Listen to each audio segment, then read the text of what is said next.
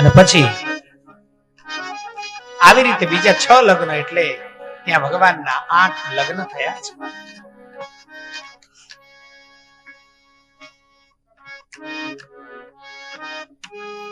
છેલ્લે સુદામદેવની કથા સંભળાવી છે.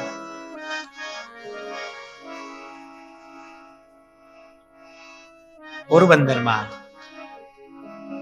સુદામા નામનો આ બ્રાહ્મણ, સુશીલા નામની એની પત્ની, અને જો આ બધા ચરિત્રો બહુ અદ્ભુત છે હો, ખરેખર.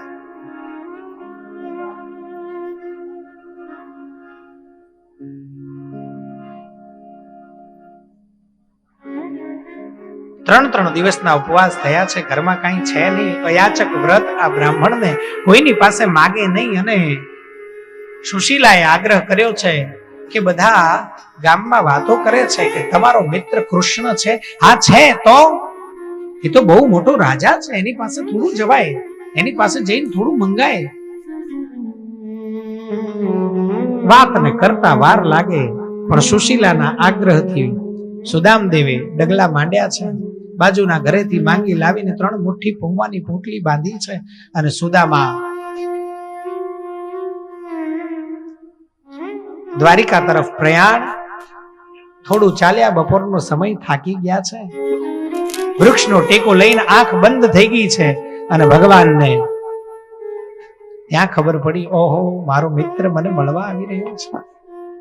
ભગવાને ગરુડજીને આજ્ઞા કરી, જાઓ સૂતે સૂતો લઈ આવો અહીંયા. આ ક્યારેય પહોંચશે, અને પહોંચશે કે નહીં એ નક્કી નહીં. દુબળું પાતળું શરીર, એક પોતળી, હાથમાં નાનકડી લાકડી,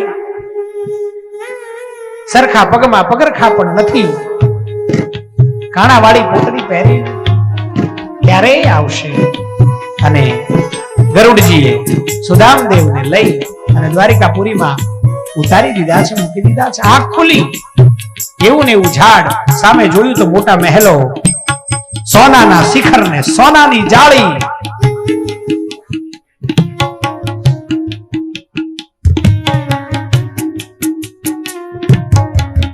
દ્વારે દ્વારે હાથી લટકી રહ્યા છે.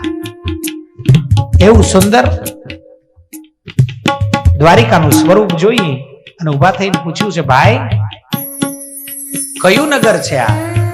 દ્વારપાળો કહે છે, આ દ્વારિકાપુરી છે. અહીંના રાજા ભગવાન શ્રી કૃષ્ણ છે, દ્વારિકેશ છે, દ્વારિકાધીશ છે. બોલીએ દ્વારિકાધીશ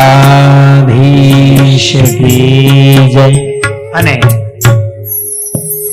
થોડી ઘણી દ્વારપાળો સાથે માથાકૂટ, અને પછી ભગવાનને ખબર પડી.